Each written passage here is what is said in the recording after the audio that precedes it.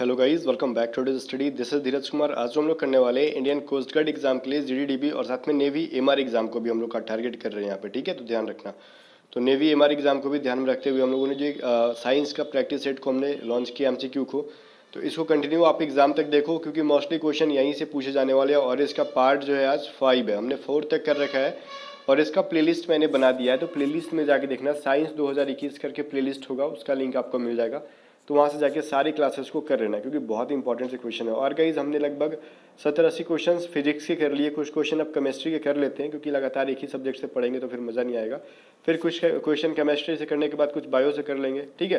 करते करते 500 क्वेश्चन तक कर लेंगे आपके एग्जाम तक। तो चलो स्टार्ट कर लेते हैं अब।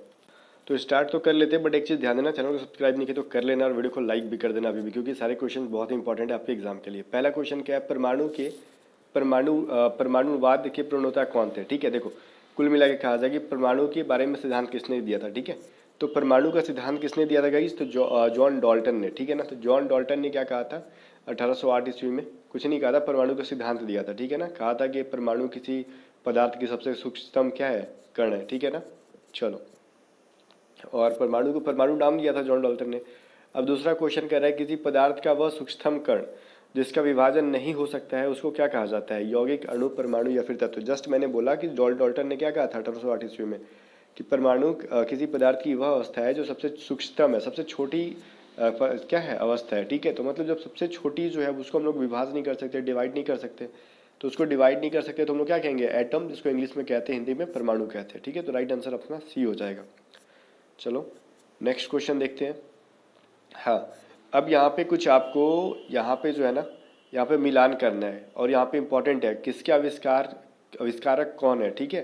तो बोल रहा है कौन गलत यहाँ पे मिलान किया है वो बताओ। प्रोटॉन का रदरफोर्ड दिया है, न्यूट्रॉन का चैडविक दिया है, इलेक्ट्रॉन का जे थॉमसन और फोटोन का युवा का। तो गाइज यहाँ पे एक चीज़ मैं कहना चाहूँगा आपको, देखो PENGTC। अब यहाँ पे मैं आपको 2 डाउट क्लियर करूँगा इस क्वेश्चन के अंदर, ठीक है। तो पहले यहाँ पे बता दूँ, फोटोन का गलत दे रखा है। फोटोन का जो पूछेगा ना तो आप आइंस्टीन को कह देना, ठीक है। तो आइंस्टीन होगा फोटोन का। अब यहाँ पे देखो, प्रोटॉन का 2 लोग हैं, एक रदरफोर्ड भी है और गोल्डस्टीन भी है, ठीक है। रदरफोर्ड से पहले गोल्डस्टीन ने कहा था कि ठीक है, प्रोटॉन की तरह एक, मतलब उन्होंने क्लियर नहीं कहा था लेकिन बताया था कि नाभिक में प्रोटॉन, मतलब ये कुछ बताया था कि प्रोटॉन भी होता है। बाकी उस चीज़ को बाद में रदरफोर्ड ने क्लियर कर दिया था। तो मोस्टली बहुत सारे बुक्स में आपको गोल्डस्टीन भी दे देगा, रदरफोर्ड भी दे देगा, ठीक है। तो दोनों में से कोई भी दे सकता है, बट हमको बुक से मतलब नहीं है, एग्जाम से मतलब है। तो एग्जाम में आप अगर दे रहा है रदरफोर्ड तो आप रदरफोर्ड करो, गोल्डस्टीन दे रहा है तो गोल्डस्टीन करो, बट दोनों के दोनों नहीं देंगे, ठीक है। इतना ध्यान से देना, ये दोनों के दोनों नहीं देंगे। बट अगर दोनों दिया है तो क्वेश्चन कुछ और होगा। क्वेश्चन पूछेगा ये कि प्रोटॉन के बारे में सबसे पहले किसने बताया था, तब जाके कहना होगा आपको गोल्डस्टीन, ठीक है। बाद में कंफर्म किया था रदरफोर्ड ने, बट इसलिए दोनों को आविष्कारक माना जाता है। और न्यूट्रॉन का चैडविक है, बिल्कुल सही है। इलेक्ट्रॉन का जे थॉमसन है, ठीक है ना, ये सही है। फोटोन का तो मैंने बता ही दिया आपको, ये क्या नाम बताया अभी, आइंस्टीन, ठीक है। चलो, आइजैक और न्यूटन के बारे में भी कुछ लोग पूछ रहे थे पिछली क्लास में, ठीक है ना। तो सर आइजैक न्यूटन के बारे में जब मैंने बताया था वो कि ग्रेविटेशन के बारे में बताया था कि उन्होंने ग्रेविटी की क्या की थी, खोज की थी, तो उन्हें कहा था कुछ 1-2 बच्चे कमेंट है सर उनके बारे में पूरा वीडियो बनाओ। तो वो सभी वीडियो जो है गाइज हम लोग कभी फ्री टाइम में बनाएंगे, ठीक है ना, तो अभी नहीं। अभी देखो गाइज क्या है, परमाणु के नाभिक में क्या होता है, ठीक है। परमाणु के नाभिक में क्या होता है, क्या होता है भाई, परमाणु जो चीज़ है वो पहले तो समझो वो सबसे सूक्ष्मतम चीज़ है। अब उसके नाभिक में भी कुछ होता है।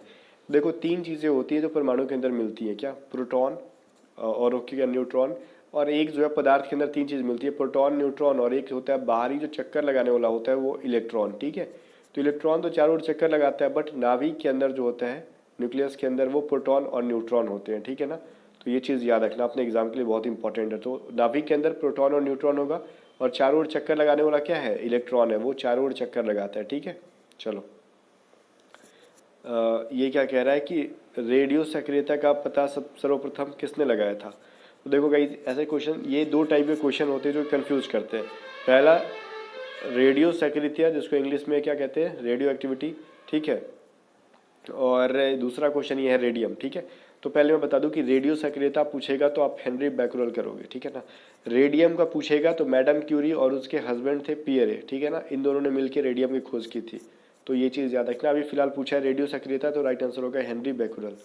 आगे देखो, कपूर को निम्न विधि द्वारा शुद्ध किया जाता है। किस विधि के द्वारा कपूर को शुद्ध किया जाता है? देखो, ये उध्र्वपातन होता है। पहले तो ये समझो कि उध्र्वपातन होता क्या है, ठीक है।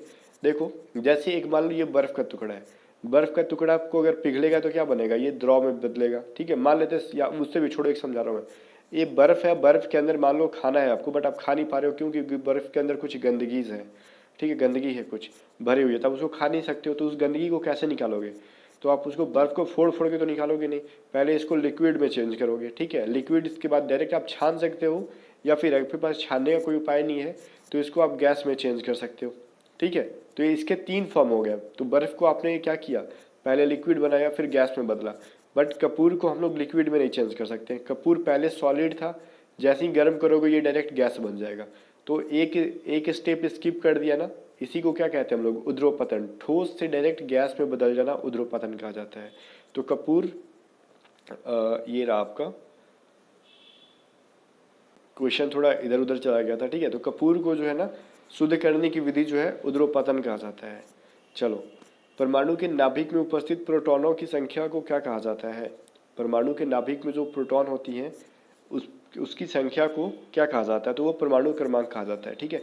और प्रोटॉन और इसके अंदर क्या होता है आपका न्यूट्रॉन, इन दोनों की जो संख्याओं को अगर जोड़ दिया जाए तो वो क्या होता है, द्रव्यमान्य संख्या कहा जाता है उसको। फिलहाल पूछा है हमसे कि प्रोटॉनों की संख्या को परमाणु क्रमांक कहा जाता है। ओके, चलो अगला क्वेश्चन देखते हैं। नेक्स्ट क्वेश्चन क्या कह रहा है, क्वेश्चन नंबर 8 कह रहा है आपको, सामान्य ताप एवं दाब पर विभिन्न गैसों के 1 ग्राम अणु का आयतन क्या होता है? देखो, सामान्य ताप, ठीक है, और सामान्य दाब मतलब इक्वल टेम्परेचर और इक्वल प्रेशर के ऊपर अगर किसी गैस का 1 ग्राम अणु का आयतन पूछे तो होता है 22.4 लीटर, ठीक है ना। तो ये आप लोग एनटीपी के नाम सुने होंगे ना, नॉर्मल टेम्परेचर एंड प्रेशर, ठीक है।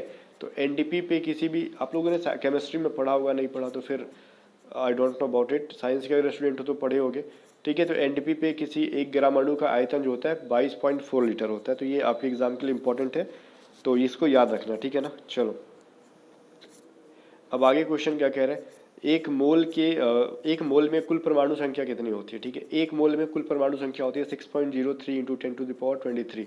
तो इसको बस रटना होगा, क्योंकि ये सभी चीज़ें साइंस की, आप लोग जहाँ तक मुझे उम्मीद है कि 11th क्लास में सारी चीज़ें पढ़ी हुई है, ठीक है। तो एक मोल में कुल परमाणुओं की संख्या जो है आपको 6.02 इंटू 10⁻23, ये 10th में भी पढ़े होगे तो पता नहीं, बट 11th में पढ़ना था, ठीक है ना। क्योंकि जहाँ तक मुझे पता है कि मैंने 11th में पढ़ा था ये सभी चीज़ों को। रेडियम की खोज किसने की थी? तो मैंने जस्ट बताया आपको, रेडियो एक्टिविटी की खोज हेनरी बैकरल ने की थी, बट रेडियम की खोज रॉबर्ट पियरे और उनकी वाइफ मैडम क्यूरी दोनों मिल के की थी। तो ऑप्शन हमको मिल दिया है ना डी में, ए और बी दोनों, तो दोनों ने मिल के की थी रेडियम की खोज, ठीक है ना। चलो, अभी क्या कह रहा है, निम्न में सर्वात्रिक विलायक क्या? सर्वात्रिक विलायक मतलब अपने अंदर सब कुछ को जो घुलने दे, जैसे पानी के अंदर चीनी भी डाल दो, नमक भी डाल दो, पत्थर भी डाल दो, मिट्टी भी डाल दो, इस तरीके से सब कुछ लगेगा कि घुल रहा है। पत्थर भले ही नहीं घुले, बट उसके अंदर तो छिप गया ना, अपने उसके अंदर तो चला गया ना, बट उसी को क्या कहते हैं हम लोग, सार्वत्रिक विलायक, ठीक है। सबके अंदर उसके अंदर जाके छुप जाए, उसी को कहते हैं। तो ये क्या है, जल। तो जल के अंदर सब कुछ डालोगे तो वो छुप जाएगा उसके अंदर जाके। आगे क्वेश्चन क्या कह रहा है भाई, मैं थोड़ा धीरे धीरे बोल रहा हूँ, जोर से नहीं, क्योंकि गला थोड़ा बैठी हुई है, यहाँ पे मौसम चेंज हो रहा है और बहुत सारी मतलब ये फीवर, वायरल फीवर, ये सभी वजह होते रह रही है, ठीक है, इसके वजह से। ओके, अभी क्वेश्चन नेक्स्ट क्या कह रहा है, अम्ल का जलीय विलयन नीले लिटमस पर क्या प्रतिक्रिया देगा? ठीक है, देखो, पहली बात तो ये समझो कि ये लिटमस क्या, कहाँ से मिलता है। लिटमस जो है लाइकेन से प्राप्त होता है, ठीक है, लिटमस पत्र। अब लिटमस पे हम लोग क्या करेंगे, अगर किसी एसिड को डाल देते हैं लिक्विड फॉर्म में, ठीक है, नीले लिटमस पत्र, ठीक है, अगर मान लो लिटमस का कलर क्या है, ब्लू है, अगर इस पे हमने क्या किया, किसी एसिड को डाला, तो ये क्या हो जाएगा, इसको लाल कर देगा, पूरे लिटमस को ये रेड कर देगा, पूरे को नहीं तो मतलब एसिड जहाँ तक फैलेगा ना वहाँ तक ये रेड हो जाएगा। तो ये समझ लो कि वो क्या कर देता है, लाल कर देता है। चलो, आगे क्वेश्चन क्या कह रहा है, रक्त का पीएच मान क्या होता है? तो रक्त कैसा होता है, एसिड होता है रक्त में या फिर क्षार होता है, बेस होता है? तो रक्त जो है गाइस, कभी खाए तो नहीं होगे, बट कटा होगा तो मुंह में उंगली डाले होगे, वो कैसा, नमकीन होता है। तो ऑब्वियस है कि वो एसिड तो नहीं है, क्षार है। 7.4 होता है, ठीक है। रक्त का पीएच मान कितना होता है, 7.4। तो ये जो है आप याद करके रखना, इंपॉर्टेंट एग्जाम के लिए। और पूछा जाए शुद्ध जल का पीएच मान क्या होता है? जो पानी पीते हो वो नमकीन लगता है क्या? नहीं ना, खट्टा भी नहीं लगता है, एसिड खट्टा लगता है। तो वो, और क्षार कैसा लगता है आपको, बेस जो है नमकीन लगता है। तो तो पानी ना तो खट्टा लगता है ना ही नमकीन, वो क्या होता है, न्यूट्रल होता है, उदासीन होता है। तो पीएच मान 7 हो जाएगा। पीएच मान जिसका 7 हो गया उसमें कोई भी टेस्ट नहीं मिलेगा आपको। चलो क्वेश्चन नंबर 15 क्या कह रहे हैं, ड्यूटेरियम में होता है, पहले तो ड्यूटेरियम क्या होता है ये चीज़ समझो। ड्यूटेरियम एक हाइड्रोजन का समस्थानिक है, ठीक है ना, क्या है भाई, समस्थानिक है। तो ये चीज़ आपको समझना होगा, ड्यूटेरियम के अंदर क्या होता है। तो उसके अंदर एक न्यूट्रॉन और एक प्रोटॉन होता है। क्यों भाई, आवर्त सारणी पीरियोडिक टेबल पढ़ाओगे तो सबसे पहले हाइड्रोजन ही होता है, तो उसमें प्रोटॉन कितना होगा, एक ही होगा ना, क्योंकि प्रोटॉनों की संख्या को परमाणु क्रमांक कहते हैं। तो एक न्यूट्रॉन और एक प्रोटॉन होगा उसके अंदर। ओके, चलो अगला क्वेश्चन देखते हैं हम लोग। सबसे हल्का तत्व पूछ रहा है कौन सा होगा, सारे ऑप्शंस के अंदर सबसे हल्का तत्व कौन है। तो मैंने बोला कि सबसे परमाणु क्रमांक, परमाणु भार सब कुछ कम किसका होगा, हाइड्रोजन का, बिकॉज सबसे स्टार्टिंग में ही हो रहा है परमाणु, ये पीरियोडिक टेबल के अंदर एक नंबर पे है, ठीक है। और ब्रह्मांड में, पृथ्वी की बात नहीं की जा रही है, ब्रह्मांड में सबसे ज़्यादा हाइड्रोजन उपस्थित है, ठीक है, याद रखना। हम लोग सिर्फ पृथ्वी के बारे में नहीं कह रहे हैं, हम लोग पूरे ब्रह्मांड की बात कर रहे हैं, तब वहाँ पे हाइड्रोजन सबसे ज़्यादा मिलेगा आपको। अभी देखो ऑक्सीकरण में क्या होता है, जब भी ऑक्सीकरण होता है ना, तो देखो ऑक्सीकरण और अवकरण दो टर्म्स आपने पढ़े होंगे, नहीं पढ़ा तो फिर आप साइंस के स्टूडेंट इसका मतलब नहीं हो। ऑक्सीकरण में क्या होता है ना, इलेक्ट्रॉन मुक्त हो जाते हैं, और अवकरण में इलेक्ट्रॉन को ग्रहण किया जाता है। तो दोनों टर्म्स को याद रखना, ऑक्सीकरण इलेक्ट्रॉन निकलेगा, अवकरण इलेक्ट्रॉन वो गेन करेगा, प्राप्त करेगा, ठीक है। वायु क्या है, तो साइंस जब मैं पढ़ा रहा था तो मैंने पढ़ाया था इस चीज़ को कि वायु क्या है। तो वायु एक मिश्रण है, ठीक है, क्योंकि यौगिक किसको कहते हैं, दो या दो से अधिक तत्वों का एक फिक्स रेशियो में मिलने को क्या कहते हैं, यौगिक कहते हैं।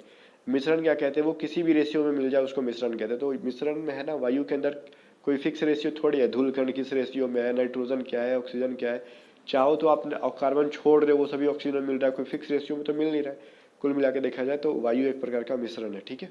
चलो अगला क्वेश्चन क्या कह रहे हैं हमको, 19 कह रहा है आधुनिक आवर्त नियम का प्रतिपादन किसने किया था। तो आधुनिक आवर्त नियम का प्रतिपादन जो है मेंडलीफ ने किया था, ठीक है। जो भी हम लोग पीरियोडिक टेबल यूज करते हैं वो किसने दिया था भाई, तो मेंडलीफ का दिया हुआ है, ठीक है, तो ये याद रखना। आगे देखो लास्ट क्वेश्चन क्या कह रहा है, सबसे अधिक विद्युत ऋणात्मक तत्व क्या है। तो ऑप्शन के अकॉर्डिंग सबसे ज्यादा विद्युत ऋणात्मक क्या है, फ्लोरीन है। तो ये सभी को सॉल्व करना होता है, बट इतना टेंशन मत लो, आपके एग्जाम में पूछा जाए तो आप फ्लोरीन को आंसर कर देना, क्योंकि मोस्टली 99.9% बार बार फ्लोरीन से ही क्वेश्चन देते हैं, ठीक है। तो आप फ्लोरीन आंख बंद करके आंसर कर सकते हो। चलो खत्म हो गया, और अगली पार्ट इसको कल करेंगे। बट इसको जाने से पहले एक चीज़ मैं आपको बताना चाहूँगा कि इंग्लिश की लगातार प्रैक्टिस सेट आपको ट्रिकी इंग्लिश चैनल पे मिल रही है। तो ट्रिकी इंग्लिश चैनल को अगर सब्सक्राइब नहीं किया तो कर लेना, और टेलीग्राम चैनल को सब्सक्राइब कर लेना, क्योंकि वहीं पे आपको पीडीएफ मिलेगी।